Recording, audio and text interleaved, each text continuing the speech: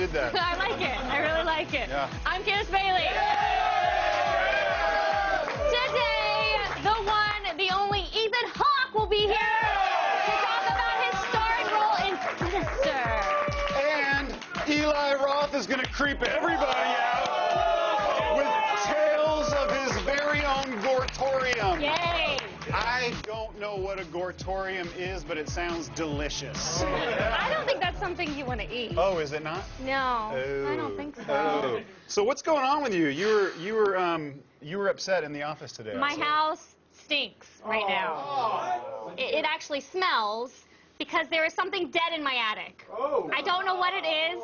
Yesterday it stunk a little bit in one area, and today the area has spread, so I'm not going up there, clearly. You gotta go up there. You gotta go up there. No This is way! like Something will, like, bite me, because there's got to be something living up there, too. I know it. if it smells, it's not living. Well, I think there's both. There's something bad up there. Well, could it be a skunk It might be a skunk. or a rat? Yes, I think it's a rat. My dog got sprayed by a skunk. No! It's terrible. That's the It's terrible. worst. Tell your dogs not to get sprayed by skunks. Tell your dogs. That's like the hardest thing to clean up, too, right? It's really hard Use, like, to. tomato juice? Well, they say like tomato juice or lime juice, but Yeah. I found the easiest thing to do is just to shave his fur off, clean, just totally smooth. Aw. It's like a baby's bottom. So it's a little naked dog. Yeah. What yeah. kind of dog do you have? He's a German Shepherd. Oh, so that's huge smell. He's a big dog. His fur grew back and he still smelled, and he lives in your attic now. That's what that smell is. Well, hey, at least we know it's still living. That's a good thing. He's fine. Time now to run down the top things on the web. Let's go around the net.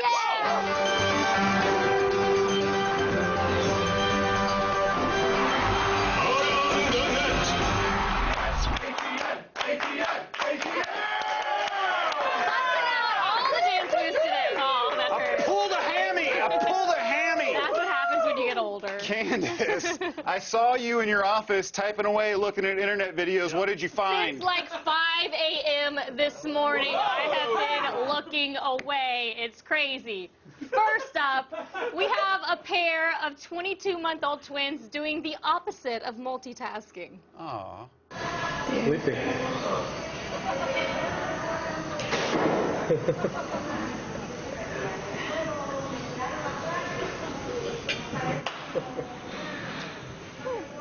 Ike baba. Apa ba now?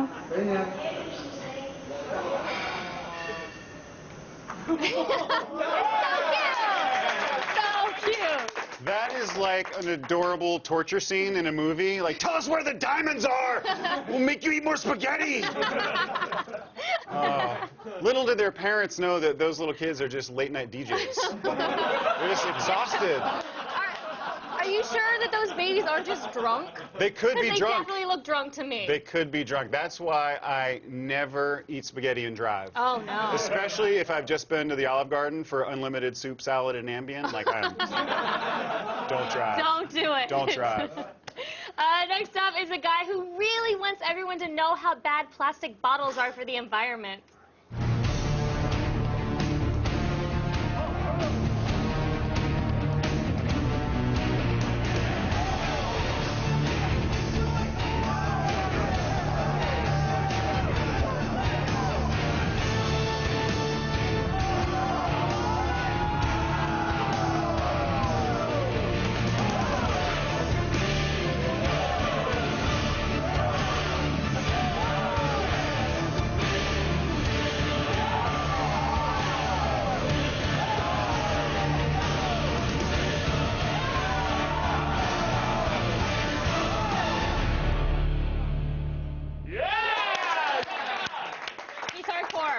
Hardcore. I don't get the big deal. If that guy's thirsty, why doesn't he just twist the cap No, like that? don't do it. Don't do it. Don't do it.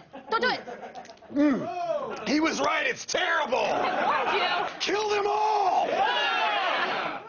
What happened to him to make him so angry at all those water bottles? I have no idea. Maybe he got rained on when he was little. Something like that. I don't know, but I'm telling you, when the water bottles rise up, we're all going to be getting behind him. That guy is going to save us all. He's going to protect us. It also makes me think that slicing water bottles is a terrible workout.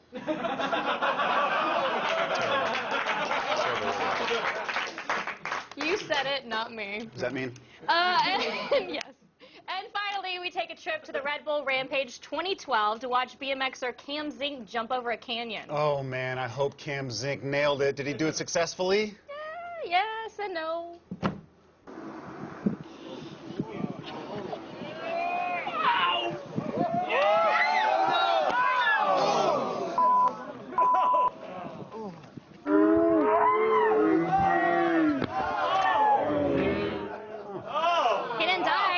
Well, I guess technically he did cross the canyon.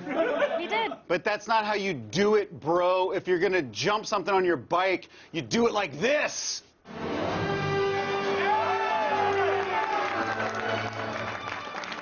That is the only way you do it. And that's all I got for today's Around the Net. Stop Terrible. drinking the It's water. disgusting. Stop it. Murder that water. And now, Rob, do you like Cars? Oh, I mean, the first movie I thought was great, but Cars 2 I didn't like. All that stuff about biofuel, it was so confusing. No, Rob, I'm not talking about Pixar movies. Matt Farah went to the OC Auto Show and saw cars like the new McLaren MP412C. Whoa. It can go 205 miles an hour. 205? Laughing at? What are they laughing at?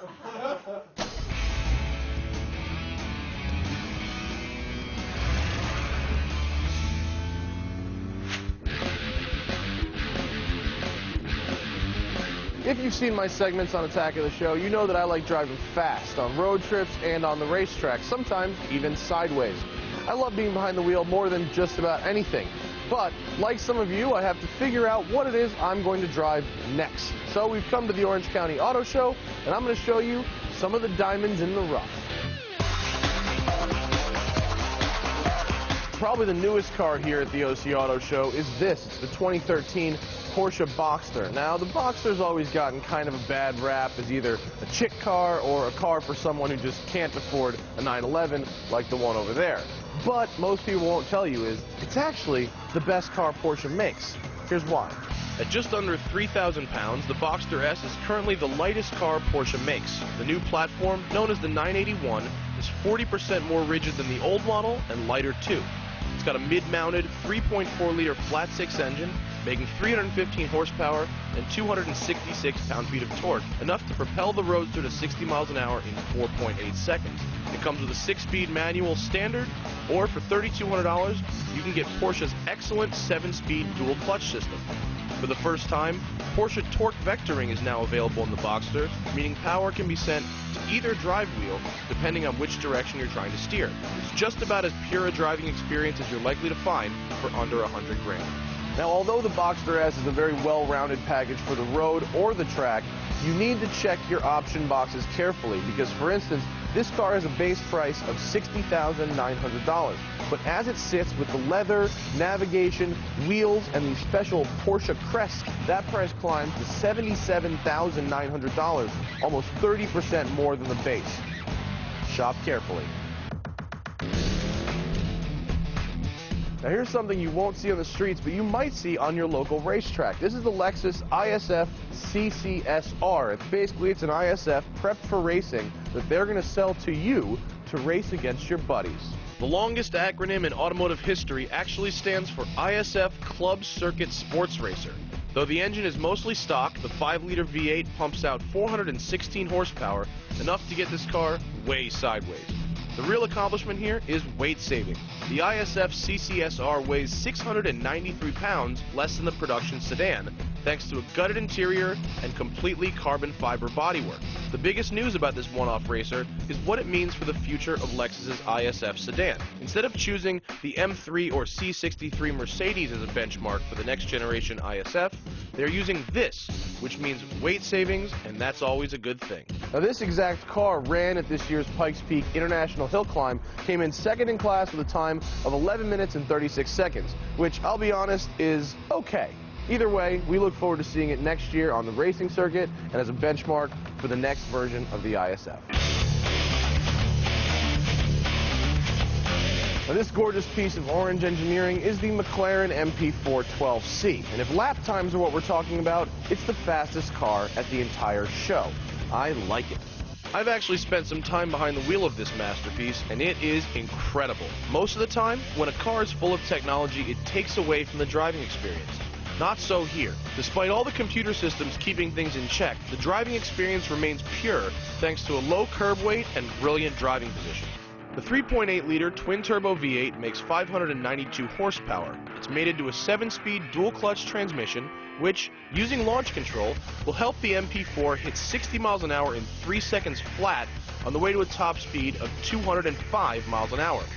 And because it doesn't use conventional sway bars, opting for hydraulic dampers instead, it rides as smooth as a luxury sedan.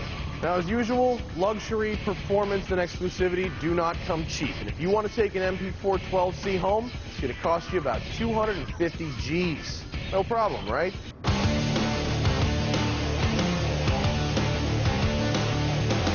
Well, after a little bit of digging, I did find a few cars worth driving and definitely added to my list of cars to drive next year. Now, the good news is, outside the show, they are giving out test drives, so I wonder if they're going to let me take this Fisker Karma home. Better to ask forgiveness than permission. I'm out. Thanks, Zach. See what's that kind of car. I like the music sting at the end. Yeah.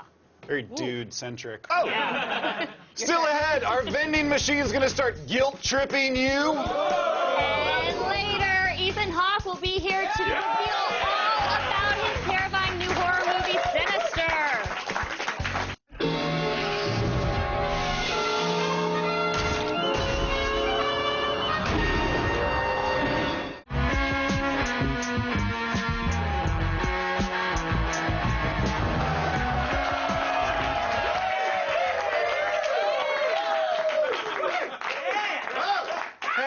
You guys, things are happening in the world, and if I weren't here to tell you about them, you wouldn't know anything, would you? You know that old legend about Candyman, that if you say Candyman 5 times into a mirror, you summon Candyman? Yeah. Unfortunately, that's the scary and weird scenario that writer-director Michael Gallagher finds himself in real life. Because his new low-budget horror film, Smiley, has magically conjured into existence the film's boogeyman, 4chan. Yeah, 4chan, that loose conglomeration of hackers, meme makers, and internet trolls. Let me tell you something. On the hierarchy of internet civility, they're just below Pentagon cyber black ops and a layer of primordial ooze. In the movie Smiley, the main character discovers an urban legend on 4chan's notorious boards about a demented serial killer that the film suggests is a member of the 4chan community. Of course, 4chan is not going to take kindly to that. They don't want to be called a bunch of killers in a movie. So what'd they do?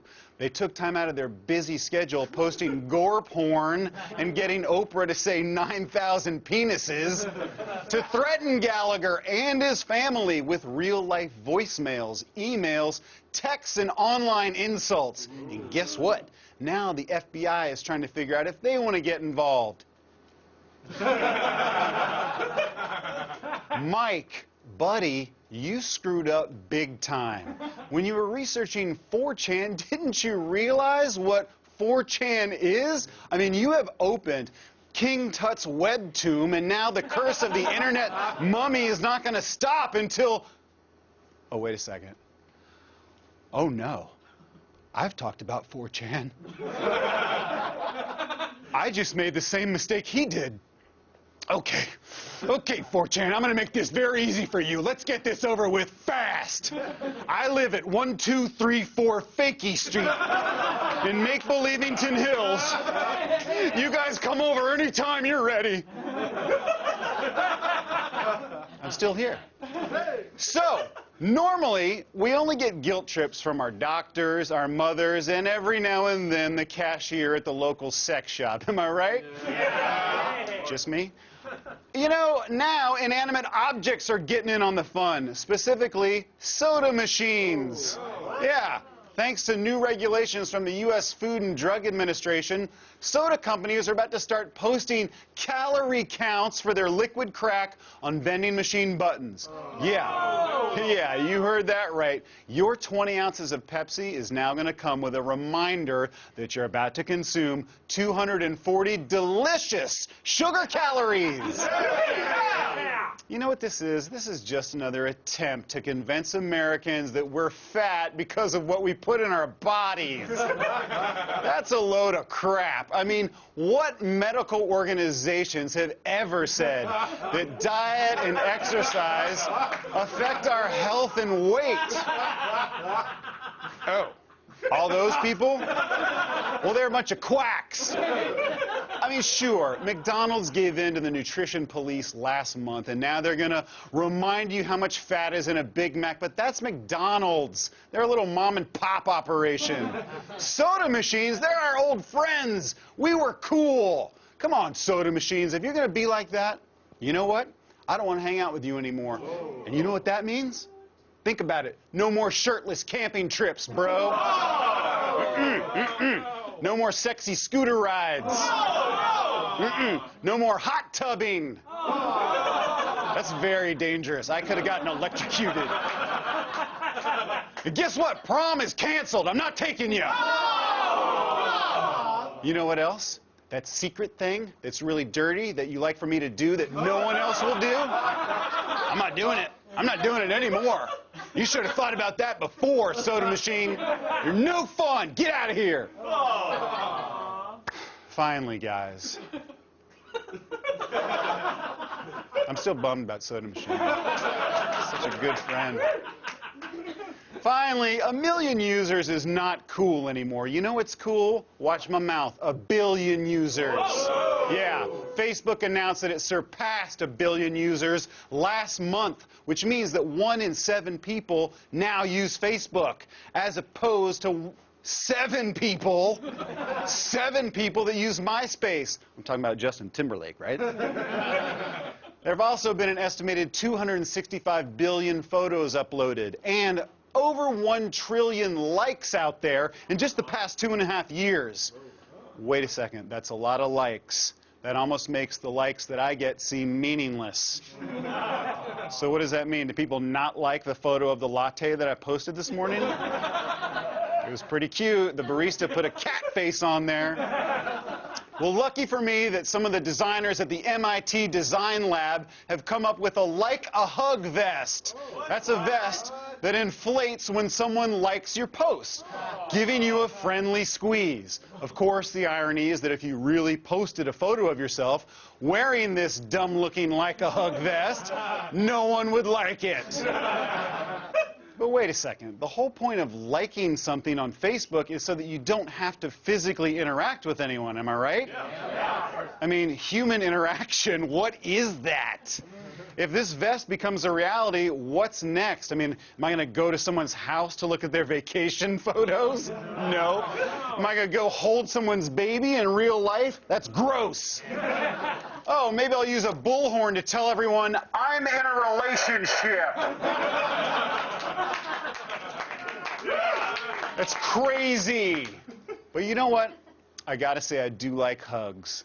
And we've got a prototype of the vest right here in the studio, so I'm gonna try it out. All right. Here we go. Let me go online, post something for people to like. This is a video of a baby farting into a kitten's mouth in a tree, and the kitten falls out of the tree. Here's posted. Oh, people seem to like it. Oh, this is nice. Oh, it's like getting a hug. Oh, it's too many hugs. Ow, ow, ow, ow. They're liking it too much. Stop liking it. You're liking me to death. Oh, stop liking it.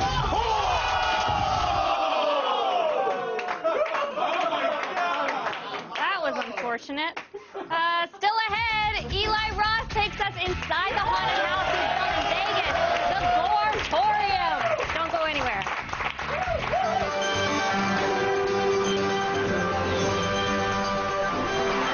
What happens next?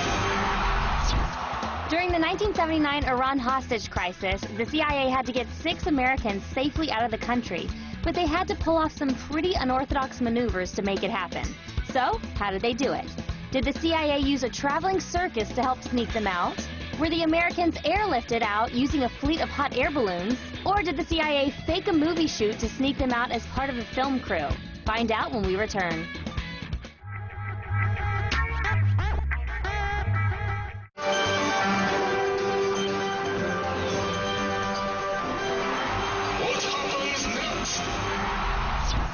During the 1979 Iran hostage crisis, the CIA had to get 6 Americans safely out of the country, but they had to pull off some pretty unorthodox maneuvers to make it happen.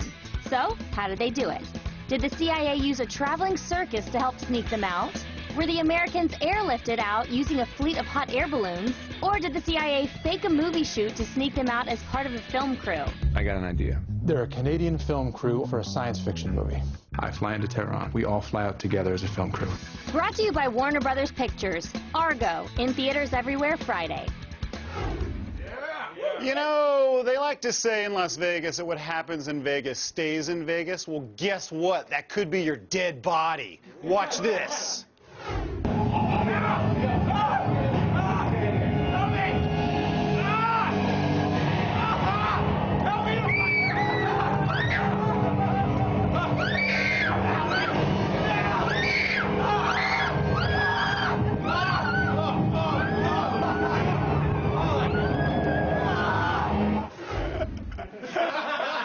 Please welcome the creator of Eli Roth's Goratorium, Eli Roth! Thank you. Eli, how are you doing, man? I'm so happy. I hear those screams in my ear, and it just fills me with a sense of euphoria. I love it.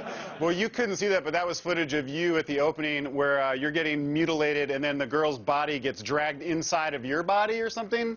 You know what I'm talking about? Yeah, that's just another day at the Goratorium. That's like a typical work. This happens all the time. So tell me about the Goratorium. Where did the idea come from? I think it's so... I love all this haunted house stuff. I've already been to 2 out here in L.A., and I'm going to go to Las Vegas soon to go through yours. Tell me all about it.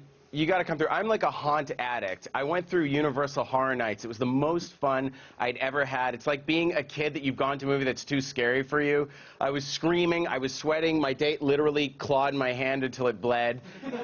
And I just thought, I can't wait another year for this. I want to have a place that's like Disneyland for horror and build the world's scariest haunt, except I want it to be like a mecca for horror fans, where you have a girl downstairs in a bar and you're drinking her blood. It's like a half girl, and upstairs you have zombie girls chained up, and we have little people eating body parts. I wanted to lounge after. I wanted to create the ultimate horror experience. That's true. Little people love eating body parts. That's actually true. They do. We have Brandon. He sits in a coffin eating body parts right at the beginning, right by Bloody Mary, and you can drink her blood. And then there's zombie girls on cages, and we have a 7-foot guy, and there's a guy, Billy, who takes his eye out and puts his finger through his mouth and out his eye. All these people you can see is more. Yeah. And we have really, really sexy broken doll girls with slit throats serving you drinks. So it's kind of like everything I wished I had at 13 years old, except we spent like $10 million building it. It's ridiculous. It sounds so cool. I mean, the other amazing thing is that it's going to be year-round, right? It's not just at Halloween. Well, yeah, I like horror movies year-round. I mean, I could literally watch a horror movie every day, and November 1st is like the saddest day of the year for me, and I wanted to build a place where, you know, if it's Christmas Eve, if you really want to go and watch people chopped up, you can go and do that at the Goratorium.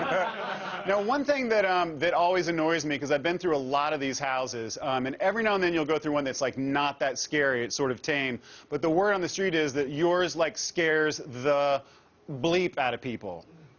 I bleep myself. Yeah, that's the idea. Yes, no, Dave Navarro, who's like a haunt nut, went through. He's like, that's the scariest one. I took Marilyn Manson through, and he was freaking out and screaming like a 12-year-old girl. Manson was like, that's it, you did it. It's Paris Hilton went through. We took Justin Bieber and Selena Gomez and Cody Simpson through, and they had to send their like ex-Mossad agent security guy in the room ahead of them. I was like, you can't send a Mossad agent. They were like, Moshe, go in the next room. And we have something in the last room. I can't even say on television what it is, but it's so disgusting that it like literally blew Bieber's mind. He was like, it was great. I'd like, I'm corrupting him. I actually have a place where it's like, what is the sickest, most disgusting thing I can think of? And we did it, and people are coming out, they're just like, I can't believe someone did that. It's fantastic. I'm actually like, I'm thinking if like Marilyn Manson was that freaked out about it, it could be too intense for me. I don't know if I could do it. No, it should be. You literally, we have a hazmat team for people that like piss their pants. So tell me about the history of the hotel. It's like the Delmont Hotel, and it's like super haunted. Yeah, it's the Delmont Hotel. That's the idea. We wanted a Vegas 60s style hotel where you're taking a tour where all these gruesome murders happen and people were chopped up in the basement. And then, of course, you wind up in the basement and you become one of the victims. And I just wanted things like, I was like, what if we just have a meat grinder of human meat and you walk through a tube as if you're being ground up, and we built it. It's just any disgusting thing I can think of. There's 80 actors. They don't touch you, but you walk through, and it's really, really intense. Actually, the first time I went through, when we had everything fully going, I thought, oh my God, what have I done? This place is really sick. I was on your website earlier, and I saw that it's open to like 2 in the morning, too. So people are going to be like gambling and drinking, and then they're going to be like, let's go scare the crap out of ourselves right now because it's 2 in the morning. Well, that's what happens is we're getting a lot of drunk couples going through. I mean, if you want to close the deal with your date, you take her through a haunted house. She's guaranteed to squeeze your arm. She won't let go of you the whole time, and then they never want to sleep alone. It's the best aphrodisiac. Every dude in the country just like wrote that down. There's like, okay, I'm doing that. Yep, and then I'm doing that, and then I'm taking her there. So, so how did you get involved in all this? Like, was this something that you thought up and you said, I'm just going to take the bull by the horns and get $10 million together and go do this? Or, like, how did this come about? Well, there was another guy named Robert Fry who had started Pure in clubs in Las Vegas, but I've had this idea in my head for 10 years. I was like, my dream is to literally have a year-round haunted house that is the mecca for horror fans. What's happening is horror fans, you know, in Europe, they don't have horror. They don't have Halloween. So a lot of the people that want to experience it are coming over, and people are meeting and mingling and hooking up. I wanted a place where you could go in the toilets, and as soon as you wash your hands, the mirrors bleed. And now I have it. That happens in my house. That happens all the time. I can't figure out why that happens, but it's happening. Yeah, I know. I have the same problem with those pillowcases. So very quickly, tell me, like, what's going on in the movie world for you? I know you're producing a ton of stuff. Yeah, I'm producing a ton of stuff. On November 2nd, The Man with the Iron Fist comes out. Quentin Tarantino's presenting it. I wrote it with RZA from Wu-Tang. He directed it. Yeah. Russell Crowe and Lucy Liu are in it. That's really exciting. That's really bloody, really fun. We're going to do all the press for it at the Goratorium. And then I'm starting my next feature, The Green Inferno. I'm going to be shooting in Peru in 2 weeks. I'm really excited. I literally am going to a jungle where they have no electricity, no running water, and they've never seen a movie before. So to show them a movie, we showed them Cannibal Holocaust to explain what a movie was. So we have 6-year-old kids that literally, I have photos of it, 6-year-old kids that have no concept of what a movie is. The only movie they know in their head is Cannibal Holocaust, and they all want to play like cannibals. It's going to be fun.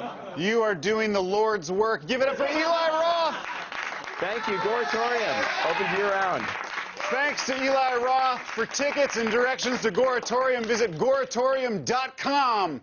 And now it's Health Week here on G4, so let's attack these ways to get healthy.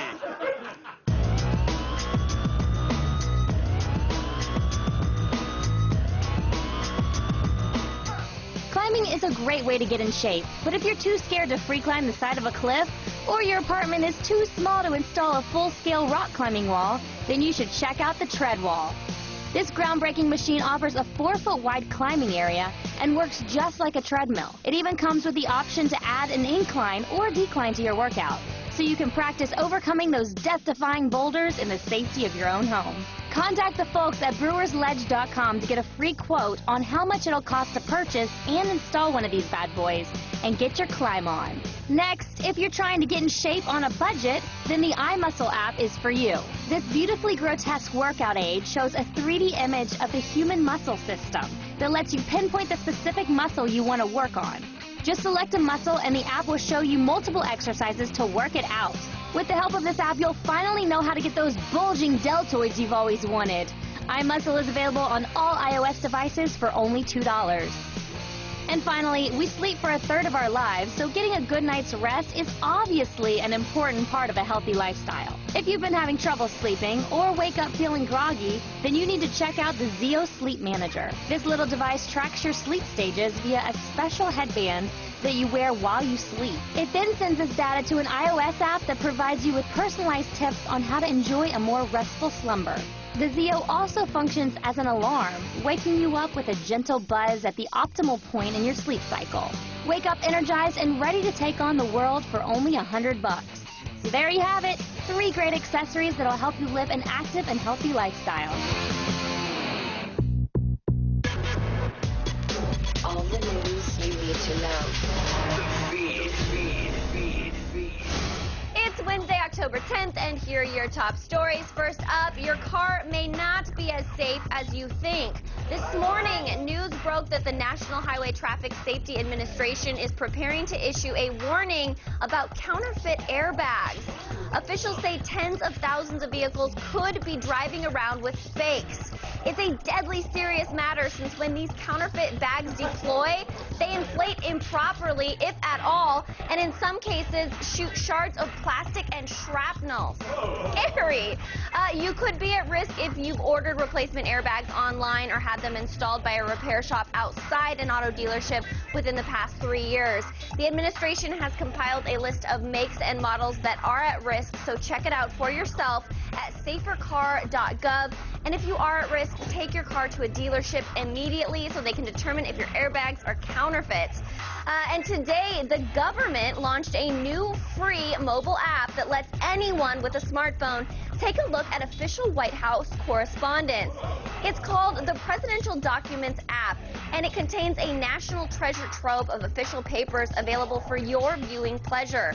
You can read things like the president's speeches, political nominations, approved acts, and communications between the White House and other government organizations like Congress. Of course, classified briefings and other Oval Office secrets are not available. You can check out the, You can check out the app for yourself by visiting gpo.gov/mobile on your smartphone. And that's not all what's going on in the world today. Nope. First, one member of the controversial Russian band Pussy Riot has been freed. Yes, a judge in a Moscow court ruled the woman had not participated in the anti-Putin demonstration that landed the band in jail and therefore could not be punished for it. A video that was played in court showed the woman being escorted out by security just before last February's protest began. Unfortunately, the other 2 members remain in jail, each serving a 2-year prison sentence for their parts in the protest. Next, SpaceX Dragon capsule has reached another milestone today when it successfully docked at the International Space Station. The Dragon is delivering 882 pounds of supplies to the crew aboard the ISS, who are then going to reload the capsule with cargo to return to Earth. And finally, we've already shown you the trailer for 7 Psychopaths. You know, the movie with an all-star cast where a bunch of crooks kidnap a crime lord's pet Shih Tzu. Now, while that trailer was super great, the movie's distributor has recut it and swapped out the cast members with cats.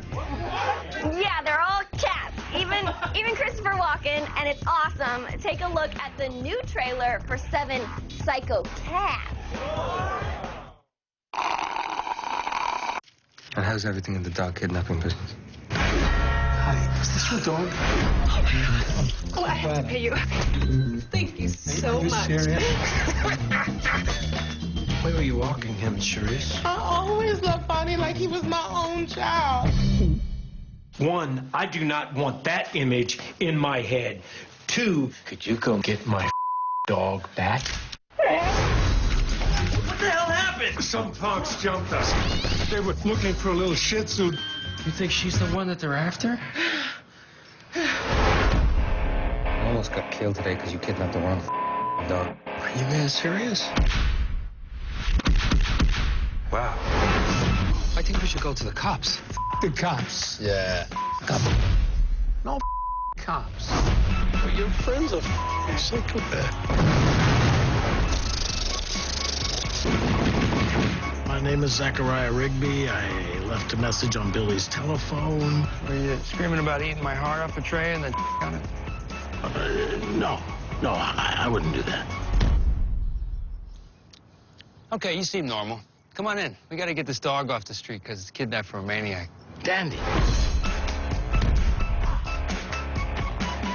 Put your hands up. No, but I've got a gun. I don't care. It doesn't make any sense. Too bad. I really hope you enjoyed that as much as I did. And if you want to check out the real movie, Seven Psychopaths will be in theaters this Friday, October 12th. I am Sarah Underwood, and you have just been fed. Stay tuned. Sinister star Ethan Hawke will bring us some spooky right after this.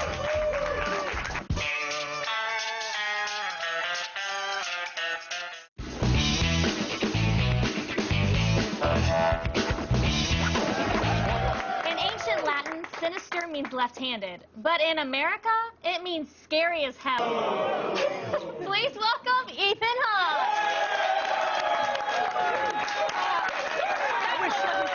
I wish I could wake up to this every morning. Like, that should be my alarm clock. Welcome, Ethan. Yay. What a day. No, I have to admit, Sinister freaked me the hell out. It was terrifying. Little kid ghosts are the scariest. They're to the me. creepiest ones. They're the creepiest. Yeah. But was it scary to film, or was it like you see the kids at craft service in their ghost makeup? Was it? Yeah, it's a little different when, they've got the veins paint on their face and they look all ghoulish and disgusting, but then they're like shoving gummy bears. And, They're like running around. Yeah, they're laughing. fighting over the video game, and they have like White Fang DVDs they want you to sign. It's a little different. So getting into character, are you like, oh, I'm not really terrified right now? It's probably a lot harder to act. I really honestly think I didn't make a scary movie ever in my life before this one, and I think part of it is I think I really believed it would be frightening to make one. Like I would have to act with a demon or something and handle demons. I need a demon trainer. But the truth is, I think I've always heard this, that if you go make one of those big comedies, they're actually like really depressing to be on set about. Oh, yes. If you make a horror movie, it's actually really funny. It's hysterical? Yeah, something about, the kids, the truth is, you're joking about the kids, and they love it so much. It's like Halloween. They really enjoy freaking you out. And I think that's part of why people like to go see scary movies. It's like, normally you're scared to go to work. You're scared that your friends are going to make fun of you. You are a little bit. You are. I'm terrified. Yeah, but once you watch a movie about like children eating demons, you're not so scared to go to work. That's true. Yes, these people aren't so frightening. No, not at all. Now, we're nearing Halloween, and I know you have 4 kids, right? I do. Do you get all festive? Do you decorate the house? Do they make you dress up? How does that work? Well, yeah, of course. Kids love Halloween. Yeah. I know. But my kids always like to do a theme, and that's the cause of a lot of fighting. What do you mean? Well, like they all my have to son dress wants. up? Well, my son wants all of us to go as Star Wars people. Oh, You know that's what I not mean? fair. He can't choose. I know. And my He daughter. can't make that decision. And my daughter wants. Why don't we all go as dead ballerinas or something? Like, no, I'm not going to do that.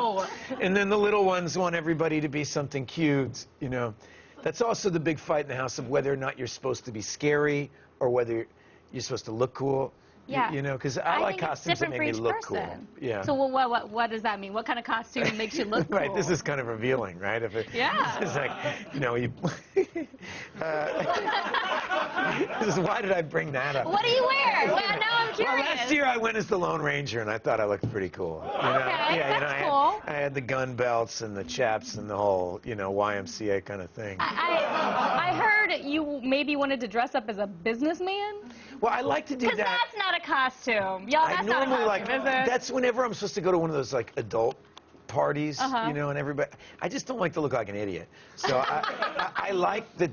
My favorite thing about Halloween is how sexy the girls always look, because it gives them permission to totally trash it up. Yeah. Girls it's in not Halloween, me. it's their day to be a slut. Yeah, exactly. And I enjoy that. That is something, that's something I appreciate. Big man. But I don't like to try to match them. So I just say I'm a businessman, or. Okay. I guess I can understand. Lone Ranger's kind of okay, also because it's like I like Western That's cool. shirts. And Lone stuff Ranger like is that. cool. Yeah. I like that. Okay. Before Midnight, Right. you're working on, or you've already done it? Finished it. Before sunrise, before sunset, and now I finished the third one, Before Midnight. So how has it been with the fans? Were they like giving you interesting tidbits on where they saw your character 10 The years hardest later? thing about or... making a movie like this yeah, look, these kind of movies aren't for everybody, but there's a certain person out there that really loves these movies. There's a huge following for these movies. And they have a real opinion about what should happen to Jesse and Celine. And so that's going to be hard we're not going to make everybody happy. No, well, you never can. You can't, I know. But have they been like trolling the interwebs saying, you need to do this? We did a good job. We went totally off the radar. We disappeared. We made the movie in Greece, and we kind of disappeared off the face of the earth, and we just made the movie the same way we made the other two, which was, it was a really intense experience. Julie and I write the movies with the director, Richard Linklater, and so they're really personal to us. And so we didn't, look, when we did the first one, there was no internet. You know? Yeah. And so it's a different world out there, and we really just didn't want the script online, and we didn't want all that stuff. So well, it's so cool that you get to work with the same group of people 3 times over the course of how many years? Like 20 18 years now, yeah. It's so cool. Well, I can't wait to see it. Well, I hope it's good. I'm sure it will be. Yeah, I think so. Thanks to Ethan Hawke. Sinister is in theaters this Friday. Go check it out. Stick around, Epic Fail is just around the corner! Tomorrow on Attack of the Show. Mixed martial arts legend Boss Rutan will be here live to tell us all about beating up Kevin James, and here comes the boom. Then Jessica Chobot and Alex Albrecht check out the highly anticipated video game Dishonored in a steampunk warehouse. And she'll sit down with Ben Affleck and Bryan Cranston to learn about the mind-blowing truth behind Argo. Hey,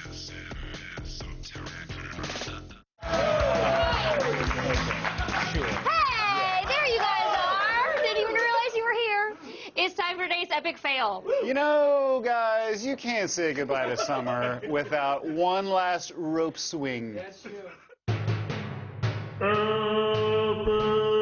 Fail. 3, 2, 1. Oh my God! I'm so dizzy.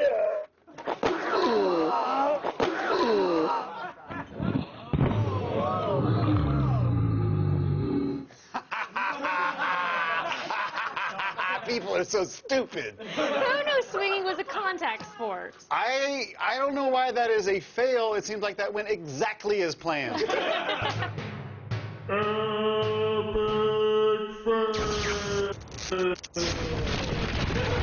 you ever done that? Swung into a river or a lake or anything? One time I ran into, I went camping with a bunch of friends, and I went to scare them, and I ran into a clothesline at night. Did you slice it? Well, I was wearing a hockey mask. It's a long story. That's really weird. On that note, thanks to Ethan Hawke.